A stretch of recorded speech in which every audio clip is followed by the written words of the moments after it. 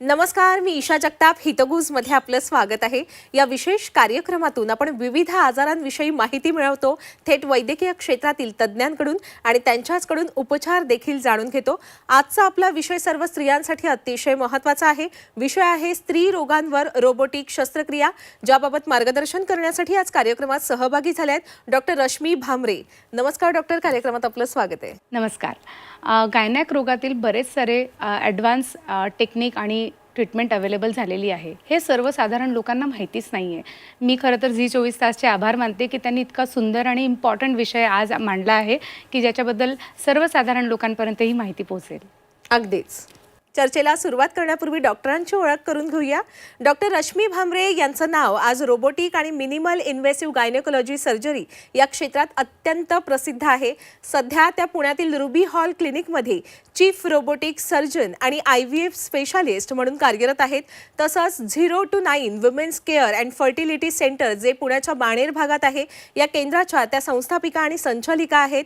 त्यांच्या शिक्षणाबाबत बोलायचं झाल्यास त्यांनी MBBS, MS आणि DNB या वैद्यकीय क्षेत्रातील उच्च पदवी भारतातून संपादित केल्या आणि त्यानंतर युनायटेड किंगडममध्ये जाऊन त्यांनी Royal College of Obstetricians and Gynaecologist मधून त्यांनी ARCOG ही पदवी संपादित केली आणि त्यानंतर University of South Wales UK इथून त्यांनी सेक्शुअल अँड रिप्रोडक्टिव्ह मेडिसिन्समधील मास्टर्स संपादित केलं आणि त्यानंतर UCLA USA मधून reproductive medicine, infertility and endocrinology मधील फेलोशिप देखील त्यांनी संपादित केलेली आहे.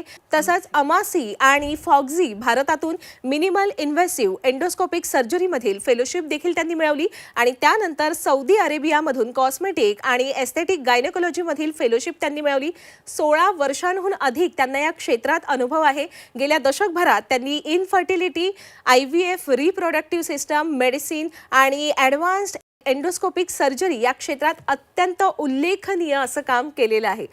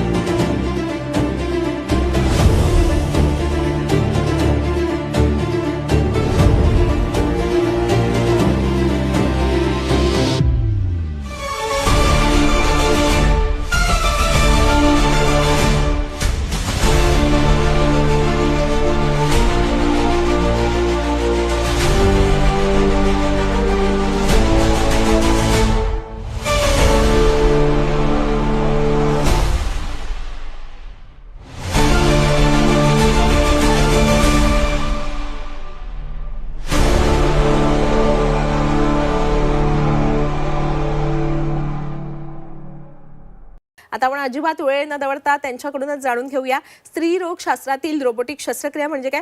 मुळात मॅडम हे सांगा की या रोबोटिक शस्त्रक्रियेची गरज कधी पडते. स्त्रीरोग म्हटले की पाळीविषयी आणि गर्भाशयाविषयी सगळे आजार, त्यामध्ये पाळी जास्त जाणे, अंगावरनं खूप जास्त रक्तस्राव होणे, पाळीमध्ये खूप पोटात वेदना होणे, खूप दिवस पाळी जाणे, पाळी मेडिसिन औषधं घेऊन देखील कंट्रोलमध्ये न येणे, त्यानंतर गर्भाशयामध्ये गाठी असणे, गर्भाशयात सूज असणे, ॲडिनोमायोसिस असणे, अंडाशयात गाठी असणे किंवा चॉकलेट सिस्ट किंवा अंडाशयातील एंडोमेट्रिओसिस, असे सगळ्या प्रकारचे जे गायनॅक रिलेटेड आजार आहेत, ज्यांच्यापासून सगळ्या बाया त्रस्त आहेत, त्यांना कधीतरी मेडिसिननी फरक न पडल्यानंतर सर्जरीची गरज पडते.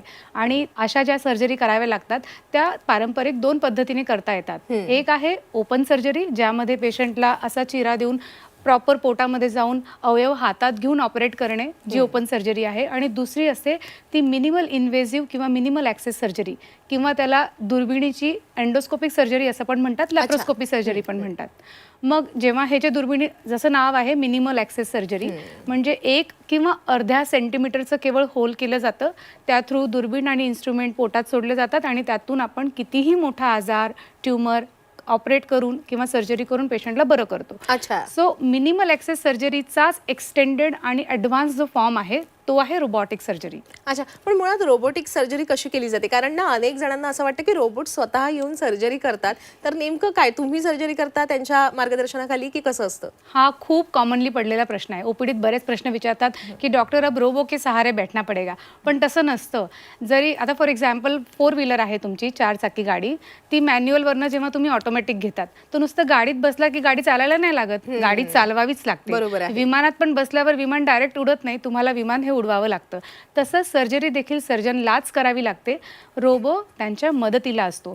चला आपण डायरेक्ट ऑपरेशन थिएटरमध्ये जाऊया म्हणजे तुम्हाला समजेल मी काय म्हणते. लॅप्रोस्कोपी जे दुर्बिणीची शस्त्रक्रिया असते त्यामध्ये पेशंटला अशा पद्धतीने एक छोटासा पोटावरती होल टाकून त्याच्या थ्रू दुर्बीण पास केली जाते आणि मग हवा भरून पोट असं फुग्यासारखं फुगवलं जातं. एकदा की हवा गेली की मग दुर्बीण टाकून आपण पोटात जे काही आहे ते आपण स्क्रीनवरती TV सारख्या स्क्रीनवरती पाहतो. ते 2 डायमेन्शन विजन असतं आणि त्याच्या थ्रू अवयव बघता येतात आणि ऑपरेट करता येतात. दुसरे एक्सेसरी पोर्ट छोटे छोटे 5 मिलीमीटरचे इन्सिजन करून इन्स्ट्रुमेंट आतमध्ये टाकून आपण ऑपरेट करतो. ठीक आहे. आता जे लॅप्रोस्कोपी प्रत्यक्षात जे मी केलेली आहे ते पण दाखवते. आता ही 2D स्क्रीन आहे, ज्या स्क्रीनवरती आम्ही पाहून असं ऑपरेट करतोय. माझ्या मदतीला खूप सारे असिस्टंट डॉक्टर आहे. आता तुम्ही इथे पाहू शकता की मी 2 होलमार्फत सर्जरी करते दोन्ही हातांनी. एक डॉक्टर जे आहेत ते कॅमेरा दाखवत आहे आणि दुसरे डॉक्टर मला मदत करत आहेत. सो अशा पद्धतीने उभे राहून स्क्रीनकडे पाहून जे ऑपरेट केलं जातं ती दुर्बिणीची शस्त्रक्रिया. त्याच्या पुढची जी आली ॲडव्हान्स टेक्नॉलॉजी ती आली 3D सिस्टीम. त्याच्यामध्ये असे 3Dचे चष्मे लावून आम्ही 3D स्क्रीनमध्ये बघून ऑपरेट करतो. 3D म्हणजे काय? तिसरे डायमेन्शन म्हणजे खोलीचा आपल्याला अंदाज येतो की आतमध्ये किती जायचं आहे. याचा फायदा असा झाला की विजन इम्प्रूव्ह झालं आणि आम्हाला आतमध्ये टाके खूप सुंदर पद्धतीने टाकता यायला लागले. मग याच्या पुढची पण जी टेक्नॉलॉजी आली आहे ती आहे रोबॉटिक सर्जरी. मग रोबॉटिक सर्जरीमध्ये काय असतं? 2 मेन कंपोनंट असतात. यामध्ये एक कन्सोल असतो ज्याच्यावरती सर्जन बसतो आणि आतमध्ये एक खोबणीतून आतमध्ये पाहतो, त्याच्यातनं पेशंटचं पोटच दिसतं डायरेक्ट. दुसरं असतं पेशंट कार्ट, त्याच्यावरती 4 रोबोटिक आर्म्स असतात आणि ह्या खोबणीतून बघून 3 डायमेन्शन आणि हाय डेफिनेशन विजन मिळतं. हातामध्ये असे छोटेसे इन्स्ट्रुमेंट असतात की ज्याच्यामार्फत सर्जन सर्जरी करतो आणि ह्या रोबोटिक आर्म्सवरती ते सगळ्या गोष्टी ट्रान्सलेट होतात. सेम आपण व्हिडिओ गेम खेळतो तसं, म्हणजे व्हिडिओ गेममध्ये जॉयस्टिक फिरवली की समोरच्या स्क्रीनवरती गोष्टी चेंज होतात. आता इथे सर्जन असं आतमध्ये पाहतोय तर लिटरली पेशंटच्या पोटातलं सगळं व्यवस्थित दिसतं आणि हे हातातनं जे काही छोटे छोटे इन्स्ट्रुमेंट आहेत म्हणजे हे आम्ही इन्फॉर्मेशन देतो, म्हणजे मग हे सगळे इन्स्ट्रुमेंट त्या पद्धतीने काम करतात. तर हे जे इन्स्ट्रुमेंट आहे हे अतिशय कोऑर्डिनेटेड वेनी काम करत असतात. अल्टिमेटली सर्जनच सर्जरी करतो. अशा पद्धतीने सर्जन स्वतः इन्स्ट्रक्शन देऊन रोबोमार्फत ऑपरेशन करत असतात. अच्छा मॅडम, रोबोटिक शस्त्रक्रिया आणि लॅप्रोस्कोपिक शस्त्रक्रिया यामध्ये काय फरक आहे आणि यापैकी कोणती पद्धत जास्त प्रभावी असते? खूप मोठा फरक आहे. अच्छा. तर मेजर 3 मेन डिफरन्स मी सांगू इथे इच्छिते की एक आहे इन्स्ट्रुमेंटचा डिफरन्स, दुसरा आहे विजनचा डिफरन्स, दिसण्यात फरक आहे आणि सेफ्टी पण वेगळी आहे. सो पहिला आपण इन्स्ट्रुमेंट बघूया. नॉर्मली माणसाला आता जसं मी लॅप्रोस्कोपीमध्ये दोन्ही इन्स्ट्रुमेंट हातात घेते तर ह्युमन जे रिस्ट असते त्याला 5 प्रकारच्या डिग्रीचे मुवमेंट असतात, एक तर वर खाली, एक तर आजूबाजूला किंवा रोटेशनल मुवमेंट.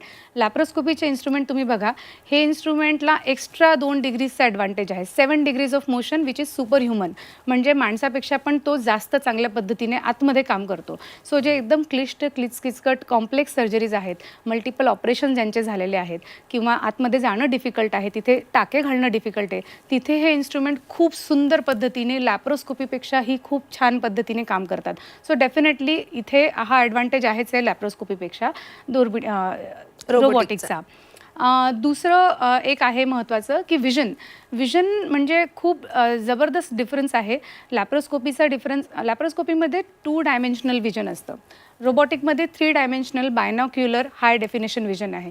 त्याच्यामध्ये वस्तू ज्या आहेत त्या 10 पटीनी मोठ्या होऊन मॅग्निफाय होऊन दिसतात. तर लिटरली तुम्हाला जर एक बारीक रक्तवाहिनी, छोट्या छोट्या शिरा नसा सगळ्या दिसतात. ज्या ज्या ऑपरेशनांमध्ये आपल्याला शिरा नसा प्रिझर्व करायच्या आहेत, जसं एंडोमेट्रिओटिक सर्जरी, ॲडव्हान्स कॅन्सर ऑपरेशन्स किंवा क्लिष्ट ऑपरेशन ज्यांचे पोटावरती 4-5 सर्जरी ऑलरेडी झालेल्या आहेत, त्या सर्जरीजमध्ये विजन जर सुंदर असेल तर तुमच्याकडनं चुका होण्याची शक्यताच नसते आणि रक्तवाहिन्या दिसतात त्यांना तुम्ही छान सिक्युअर करतात, ब्लड लॉस थोडाही होऊ देत नाही. सो हे 2 फायदे पेशंटला मोठ्या प्रमाणात मिळतात की सेफ्टी इन्शुअर होते. पेशंटच्या आजूबाजूच्या अवयवांना इजा होण्याची शक्यताच राहत नाही, कारण की हे इन्स्ट्रुमेंट इतके नाजूक आहेत की अगदी मायक्रो सर्जरी पण खूप सुंदर पद्धतीने करतात. अशा पद्धतीने रोबॉटिक शस्त्रक्रिया ही बऱ्याच अनुषंगाने लॅप्रोस्कोपीपेक्षा वरचढ आहे आणि श्रेष्ठ आहे. हाय, माझं नाव अबोटी दुर्गे आहे आणि मी रश्मी मॅनूनची पेशंट आहे. रश्मी मॅनूननी माझं फॅब्रॉइडचं ऑपरेशन केलं होतं आणि माझ्या फॅब्रॉइडची साईज खूप मोठी होती, 10-12 सेंटीमीटरची होती आणि ते खूप सक्सेसफुली केलं. आणि मी हे सांगते की ते ऑपरेशन केल्यानंतर खूप छान वाटतं. म्हणजे आपल्याला बऱ्याचदा असं वाटतं की फॅब्रॉइड आहे, काय करायचं काय नाही, आणि डॉक्टर्स असे कुठल्या ट्रीटमेंट्स अशा हे करतील, हार्मोनल्स वगैरे, पण तसं काही नाही. मॅडमनी इतकी व्यवस्थित सक्सेसफुल सर्जरी केली आणि मला त्याच्यानंतर सगळे पिरियड्सचे प्रॉब्लेम चालले गेले. पिरियड एकदम रेग्युलर येतोय, काहीही प्रॉब्लेम होत नाही, पिरियडचं काही होत नाही, काहीच होत नाही. आणि मी सगळ्यांना म्हणजे हायली रेकमेंड करणार रश्मी मॅडम, कारण त्याला आणि ते सर्जरी पण एकदम म्हणजे सक्सेसफुल होती. त्याच्यानंतर पण मला काहीच त्रास झाला नाही. मी 16व्या दिवशी म्हणजे ऑफिसला जॉईन करू शकली. नंतरही माझं जॉब वगैरे एकदम रेग्युलर चाललेलं आहे, त्याच्यामध्ये काहीच प्रॉब्लेम नाही आहे. तर मला सगळ्यांना तेच सांगायचं आहे की लेडीज म्हणजे ज्या मुली किंवा तरुण वयाच्या हे असतात की त्या दुर्लक्ष करतात की जाऊ द्या, आपल्याला पिरियड प्रॉब्लेम्स आहेत, राहू द्या, असं तसं होईल. पण तसं काही नाही. तुम्ही एकदा विचारा, मॅडमचा हे करा, सल्ला घ्या, आणि मी म्हणजे हायली रिकमेंड करणार आहे मॅडम. मुझे 6 मंथ से प्रॉब्लम था, यूट्रस में 3 फाइब्राइड थे और काफ़ी ट्रीटमेंट लिया मैंने, मेडिसिन का लिया, काफ़ी बहुत दिन तक वेट किया. फिर मैंने यहीं पे रूपी हॉस्पिटल में रश्मि मैम के पास रिकमेंड की, उनके पास मैंने अपना ट्रीटमेंट स्टार्ट किया. मेरी मेरीना जो लगा हुआ था वो ऑलरेडी मेरीना भी मेरा नीचे मतलब जा चुका था और फाइब्राइड की साइजेस भी बड़ी हो गई हैं और 2 सिस्ट भी ओवरी में स्टार्ट हो गए थे. तो उनके अंडर ऑब्जर्वेशन में पूरा बात करके उनसे हमने सर्जरी प्लान किया और हमने रोबोटिक सर्जरी करवाया. रोबोटिक सर्जरी है, काफ़ी अच्छा मुझे रिज़ल्ट, अभी मैं खुद बैठी हुई हूँ, आज 2nd डे है मेरा, तो मैं काफ़ी अच्छा महसूस कर रही हूँ. मुझे अभी ठीक लग रहा है कि जितना भी प्रॉब्लम था एक ही बार में, मतलब मुझे बार बार अलग अलग ट्रीटमेंट नहीं लेना पड़ा और वन टाइम में मेरा काफ़ी अच्छा ट्रीटमेंट हुआ. डॉक्टर, रोबोटिक शस्त्रक्रिया ही असे कोणते स्त्रीरोग असतात की ज्यावर अत्यंत प्रभावी ठरते? डेफिनेटली सगळ्या प्रकारच्या गायनॅक रिलेटेड सर्जरीज, म्हणजे ए पासून झेडपर्यंत ज्या ज्या ओपन सर्जरी आहेत त्या दुर्बिणीने पण पॉसिबल आहेत आणि त्या सगळ्या रोबॉटिक पद्धतीने पण पॉसिबल आहेत.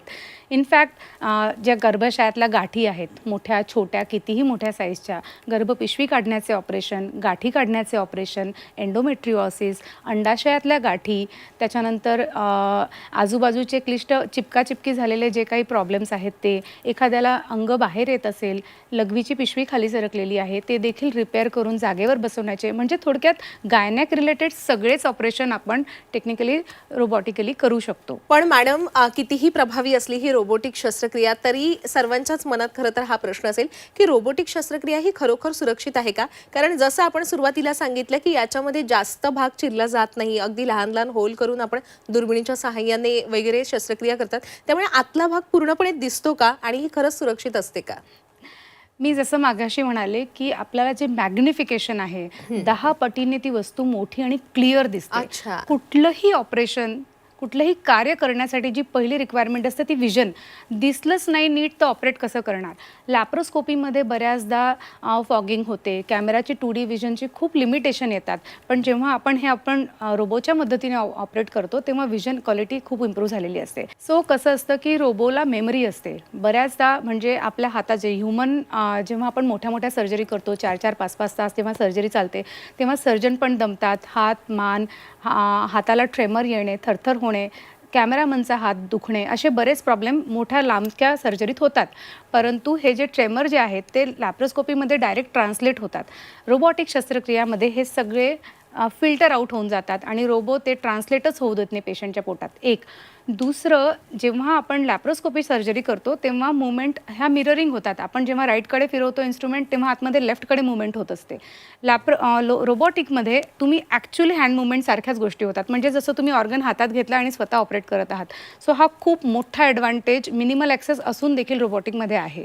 सो सेफ्टी, आणि जसं मी मागे म्हणाली की सगळ्या गोष्टी इतक्या छान दिसतात, इन्स्ट्रुमेंट इतके व्यवस्थित आहेत, तर आजूबाजूच्या अवयवांना इजा होण्याची शक्यताच नसते. सो लॅप्रोस्कोपीमध्ये ती शक्यता काही प्रमाणात डेफिनेटली असते. अच्छा, आतापर्यंत आपण जी काही माहिती दिली आहे त्याच्यावरून हे स्पष्टपणे लक्षात आलं की रोबोटिक शस्त्रक्रिया ही सुरक्षित असते आणि तितकीच प्रभावी असते. पण ही शस्त्रक्रिया सगळ्या महिलांवर पार पडू शकते, म्हणजे अशी कोणती मर्यादा असते की काही महिलांमध्ये ती नाही पार पडू शकत? आता लॅप्रोस्कोपी आणि रोबोटिक दोन्ही पण जे ऑपरेशन आहेत ते जनरल अनेस्थेशिया म्हणजे संपूर्ण भुलीखाली केले जातात. अच्छा. असे जर काही आपल्या शरीरात कंडिशन असतील की ज्यांना जनरल अनेस्थेशिया देणं सेफ नसेल, अच्छा. त्या पेशंटना ती देखील जसं लॅप्रोस्कोपी नाही करतायत तसं रोबोटिक पण नाही करतायत. परंतु जो आमचा अनुभव आहे गेल्या 5 वर्षामध्ये रुबी हॉलमध्ये आमच्याकडे इतके क्लिष्ट आणि कॉम्प्लिकेटेड पेशंट आलेत, म्हणजे ज्यांच्या हृदयाला मेकॅनिकल व्हॉल्व आहे, ज्यांना हृदयाचे झडप चेंज केली आहे, एन्जिओप्लास्टी झालेली आहे, ओपन हार्ट सर्जरी झाली आहे, मेंदूमध्ये रक्तस्राव झाला आहे, त्यांना ब्लड थिनर रक्त पातळ व्हायचे औषधं सुरू आहेत, बाहेरच्या डॉक्टरांनी ऑपरेट करायला नकार दिलेला आहे, तरी देखील आमची जी अनेस्थेशियाची अशी रोबस्ट टीम आहे की ज्यांच्या बॅकअपच्या मदतीने आम्ही या सगळ्या प्रकारचे ऑपरेशन अतिशय सुंदर पद्धतीने लॅप्रोस्कोपी आणि रोबोटिक दोन्ही पद्धतीने खूप छान केले. आमचे ICU ॲडमिशन देखील झाले नाही आणि तिसऱ्या दिवशी पेशंट डिस्चार्ज देखील झाल्या. जेव्हा त्या बाया रिटर्न टाके काढायला येतात तेव्हा इतके भरभरून आशीर्वाद देतात की डॉक्टर आमचा आजार तर सहज बरा पण केला आणि आमची भीती पण घालवली. So they are very happy. आता आमचे हे आता मी सेकंड दाखवते की आम्ही सेकंड डेला म्हणजे 24 तासाच्या आत मी जेव्हा राऊंड घ्यायला गेले तेव्हा पेशंट अगदी मस्त मांडी घालून भाजी पोळी वरण भात खातात आणि दे आर सो हॅपी की सर्जरी झाल्या असं त्यांना वाटत देखील नाही. हे जे कपल आहे मी यांच्याबद्दल डेफिनेटली सांगेल, हे इंडियन असले तरी परदेशात असतात, त्यांना परदेशात खूप ब्लिडिंग आणि ह्याचा त्रास झाला, ॲडमिट पण होत्या, तिथूनच त्यांनी डिस्चार्ज घेतला, इंडियात आल्या आणि एअरपोर्टवरून डायरेक्ट रुबी हॉलला ॲडमिटच झाल्या. दुसऱ्या दिवशी आम्ही ऑपरेट केलं, दे वर व्हेरी हॅपी. 10-12 दिवसात ते रिटर्न त्यांच्या परदेशी ते गेले सुद्धा. सो आपल्याकडे इंडियात आणि परदेशातले देखील बरेच पेशंट येतात आणि सुखरूप पद्धतीने ऑपरेट होऊन 10व्या-11व्या दिवशी त्यांच्या देशी परत पण जातात. सो प्रवास करायचा नाही करायचा तो काही प्रश्नच नाही आहे. म्हणजे बेडरेस्ट करावी लागेल, मोठं ऑपरेशन झालं आहे का, तर ते ॲक्च्युली उलटं आहे जे ओपन सर्जरीपेक्षा. सो पेशंट्स खूप हॅपी असतात. हो, पण आपल्या काही मैत्रिणींच्या मनात हा प्रश्न आला असेल की रोबोटिक शस्त्रक्रिया ही कितीही सुरक्षित असली तरी ती माझ्या प्रजनन क्षमतेसाठी सुरक्षित आहे का? म्हणजे ही शस्त्रक्रिया काही कारणाने माझ्यावर पार पडली तर मी पुढे आई होऊ शकते का?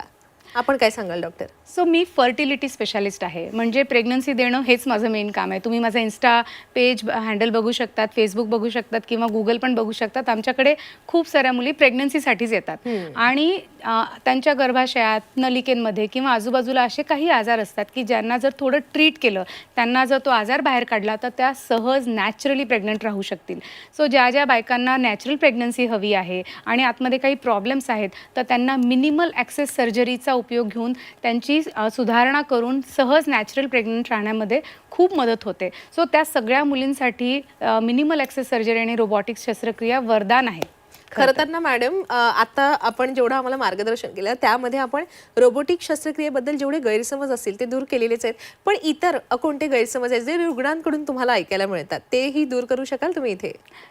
ऑपरेशन म्हटलं, सर्जरी म्हटलं की खूप सगळे गैरसमज असतात. खूप कॉमनली पडणारा प्रश्न की डॉक्टर ऑपरेशन झाल्यावर माझे हॉर्मोन बदलून जातील का, मला हॉर्मोनल काय त्रास होणार आहे सर्जरीनंतर, मी काय अपेक्षा करू शकते.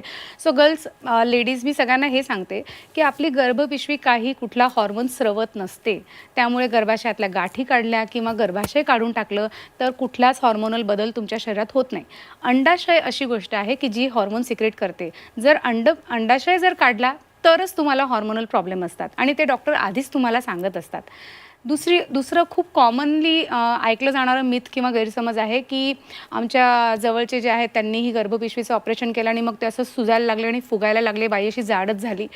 तर त्याच्यात तथ्य खरं हे आहे की पहिल्या काळात अशी ओपन सर्जरी व्हायची, एवढा मोठा चिरा असायचा आणि पेशंटला खूप दुखायचं. 2-2 महिने पेशंट बेडरेस्ट करायची आणि मग हे तुपाचे लाडू आणि सगळं असं छान छान जेवण करून बेडरेस्ट करायचे, मग त्यांचं वजन वाढून जायचं. तर हे वजन वाढी जे आहे ते तुमच्या लाईफस्टाईलमुळे आहे, सर्जरीमुळे नाही आहे खरं तर. मिनिमल ॲक्सेस सर्जरी किंवा रोबोटिक शस्त्रक्रियेमध्ये तिसऱ्याच दिवशी पेशंट घरातली कामं पण करायला लागतात. वर्किंग महिला ज्या आहेत त्या लगेच त्यांच्या कामाला रुजू होतात 10व्या-12व्या दिवशी. सो त्यांची लाईफस्टाईल बदलतच नाही, जेवण पण नॉर्मलच राहतं. सो वजन वाढीचा काही प्रश्नच तसा येत नसतो. सो हा पण एक दुसरा गैरसमज आहे. तिसरा गैरसमज आहे की ऑपरेशन नंतर हाडे सांधे दुखतील, कंबर दुखेल, पाय दुखेल, गुडघे दुखतील. सो हे जे दुखण्याचे जे प्रकार आहेत ते सगळे तुमचे लाईफस्टाईलशी रिलेटेड आहे. तुम्ही असं अंग चोरून जर वागलात, व्यायाम चालू नाही केला, माझं ऑपरेशन झालं आहे म्हणून मी रेस्टच करायला पाहिजे वर्षभर वगैरे, हे सगळे जे गैरसमज आहेत ते काढून टाकले पाहिजे. ऑपरेशन नंतर साधारण 1.5 ते 3 महिन्यामध्ये तुमची तुमची बॉडी नॉर्मल झालेली असते, तुम्ही सगळे व्यायाम छान करू शकतात आणि तुमची हाडं बळकट करू शकता. एवढंच एक मला सांगायचं आहे सगळ्यांना. हो, पण मॅडम शस्त्रक्रिया ही शस्त्रक्रिया असते. मग ती लहान असू दे, मोठी असू दे, कितीही वेदनादायी असू दे किंवा खूप वेदनादायी असू दे. शस्त्रक्रिया म्हटलं की कोणालाही भीती वाटतेच. तर ज्या अशा आपल्या मैत्रिणी कार्यक्रम बघत असतील, ज्यांना डॉक्टरांनी शस्त्रक्रियेचा सल्ला दिला असेल, पण त्यांना भीती वाटत असेल, त्यांना आपण काय संदेश द्याल? सो गर्ल्स, लेडीज, मी तुम्हा सगळ्यांना एक गोष्ट सांगू इच्छिते. आपलं शरीर आहे ना, ब्लड बनवायला 2-3 महिने 4 महिने घेतं, पण ते रक्तस्राव होऊन जायला 2 दिवस किंवा 4 दिवस पण कमी म्हणजे लगेच होतात. आणि हा जो रक्तस्राव होतो त्याच्या पाठीमागे आपली बॉडी कंटिन्युअस रिपेअर करायला लागते. म्हणून आपण आपले जे इच्छा, आकांक्षा, हॅपीनेस आणि जे लाईफचे करिअरचे गोल आहेत त्यांच्याकडे फोकसच करू शकत नाही, कारण आपलं शरीर क्षीण झालं आहे, थकलं आहे. म्हणून मी सगळ्या बायकांना इथे आवर्जून सांगते की तुम्हाला जर काहीही gynaec related, period related problem असतील तर तुम्ही जरूर एक्सपर्ट डॉक्टरांना भेटा. त्याच्यावरती जर सर्जरीची आवश्यकता असेल तर आवर्जून करून घ्या. त्याच्यापासून घाबरण्याची गरज नाही आहे. त्याच्यापासून तुम्ही बरेच होणार आहात. आणि आपले जे इच्छा, आकांक्षा आणि हॅपीनेस आहे त्याच्याकडे तुम्ही फोकस करू शकाल. अगदीच अतिशय सुंदर असा संदेश आपण आपल्या सर्व प्रेक्षकांना दिलेला आहे.